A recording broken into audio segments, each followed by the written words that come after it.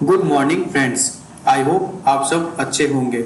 आपका स्वागत है आपके अपने YouTube channel current affairs for exam में। चलिए आज दिनांक 26/6/2024 की प्रश्नावली शुरू करते हैं।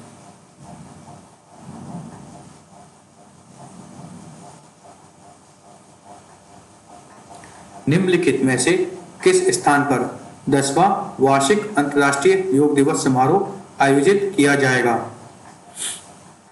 जयपुर, श्रीनगर, गांधीनगर, देहरादून।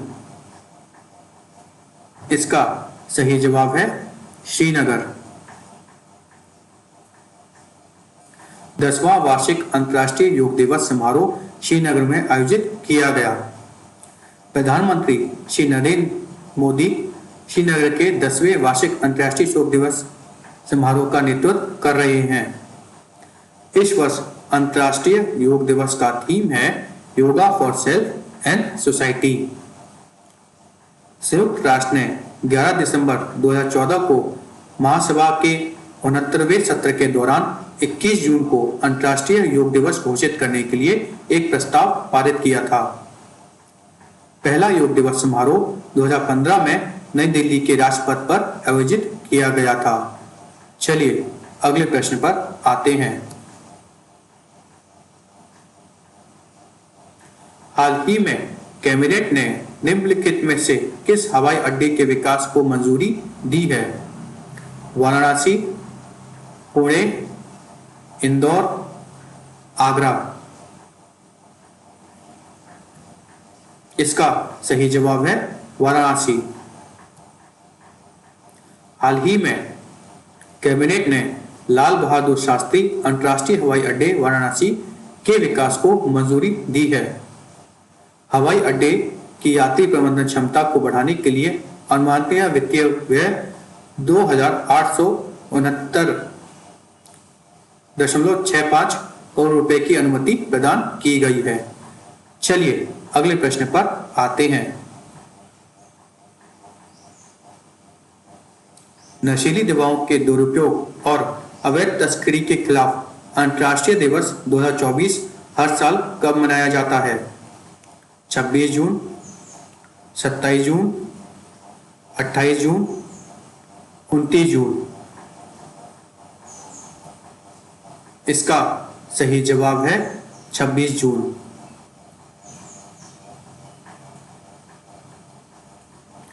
नशीली दवाओं के दुरुपयोग और अवैध तस्करी के खिलाफ अंतर्राष्ट्रीय दिवस 2024 में 26 जून को मनाया गया तथा यह हर साल 26 जून को मनाया जाता है। 1987 में से संयुक्त राष्ट्र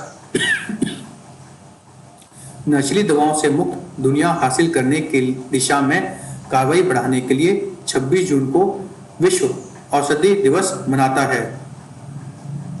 नशीली दवाओं के दुरुपयोग और अवैध तस्करी के खिलाफ अंतर्राष्ट्रीय दिवस 2024 का थीम है the evidence is clear, invest in prevention.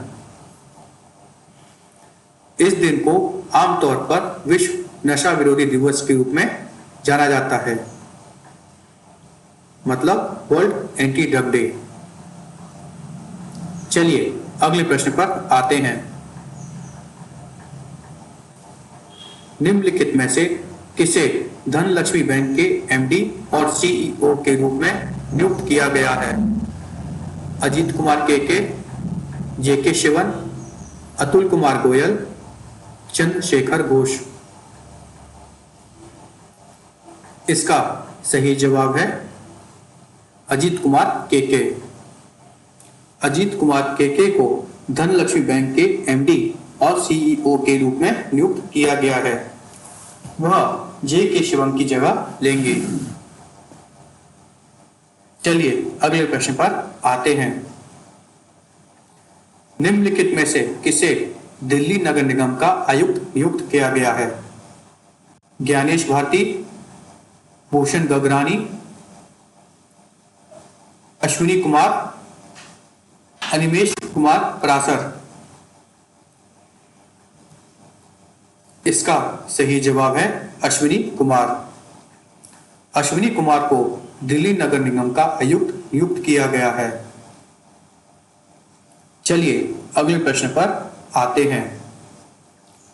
Nalanda विश्वविद्यालय निम्नलिखित में से किस राज्य में है? उत्तर प्रदेश, बिहार, झारखंड, छत्तीसगढ़। इसका सही जवाब है बिहार। प्रधानमंत्री श्री नरेंद्र मोदी जी ने बिहार के राजगीर में नालंदा के प्राचीन खंडहरों के पास एक अंतर्राष्ट्रीय शिक्षण संस्था नालंदा विश्वविद्यालय के नए परिसर का उद्घाटन किया। भारत की संसद ने नालंदा विश्वविद्यालय अधिनियम 2010 के माध्यम से नालंदा विश्वविद्यालय की स्थापना की है। उद्घाटन समारोह में राजदूतों और मंत्रियों सहित 17 देशों के प्रतिनिधि भाग लेंगे। चलिए अगले प्रश्न पर आते हैं। निम्नलिखित में से कौन सी कंपनी विश्व की सबसे मूल्यवान कंपनी बन गई है? Microsoft, Apple, Meta, Nvidia. इसका सही जवाब है एनवीडिया। एनवीडिया विश्व की सबसे मूल्यवान कंपनी बन गई है। एनवीडिया का बाजार मूल्य $3.326 ट्रिलियन के सर्वकालिक उच्च स्तर पर पहुंच गया है। एनवीडिया का शानदार बाजार प्रदर्शन काफी हद तक कृत्रिम बुद्धिमत्ता अर्थात आर्टिफिशियल इंटेलिजेंस में इसकी अग्रणी स्थिति के कारण है। चलिए अगले प्रश्न पर आते हैं। निम्नलिखित में से बॉन शहर कहाँ किस देश में स्थित है? France, Italy, Spain, Germany. इसका सही जवाब है जर्मनी। बॉन शहर जर्मनी में स्थित है। नुकसान और क्षति पर तीसरा ग्लासगो संवाद जर्मनी के बॉन शहर में जलवायु परिवर्तन पर संयुक्त राष्ट्र फ्रेमवर्क कन्वेंशन के सहायक निकायों के 60वें सत्र के दौरान हुआ। चलिए अगले प्रश्न पर आते हैं। हाल ही में निम्नलिखित में से किस देश ने ईरान के इस्लामिक रेवोल्यूशनरी गार्ड कॉर्प्स को आतंकवादी इकाई के रूप में घोषित किया है? स्पेन, रूस, कनाडा, बेलारूस। इसका सही जवाब है कनाडा। हाल ही में कनाडा ने ईरान के इस्लामिक रेवोल्यूशनरी गार्ड कॉर्प्स को आतंकवादी इकाई के रूप में घोषित किया है। चलिए अगले प्रश्न पर आते हैं।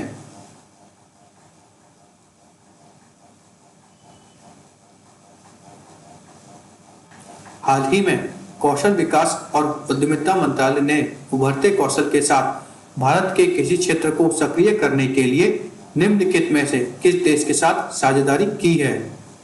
Australia, USA, Brazil, Indonesia. इसका सही जवाब है ऑस्ट्रेलिया। हाल ही में कौशल विकास और उद्यमिता मंत्रालय ने उभरते कौशल के साथ भारत के कृषि क्षेत्र को सक्रिय करने के लिए ऑस्ट्रेलिया के साथ साझेदारी की है। फ्रेंड्स, आज का सेशन यही समाप्त होता है। आपको हमारा सेशन कैसा लगा कमेंट कर बताइएगा तथा लाइक एवं सब्सक्राइब अवश्य कीजिएगा। धन्यवाद।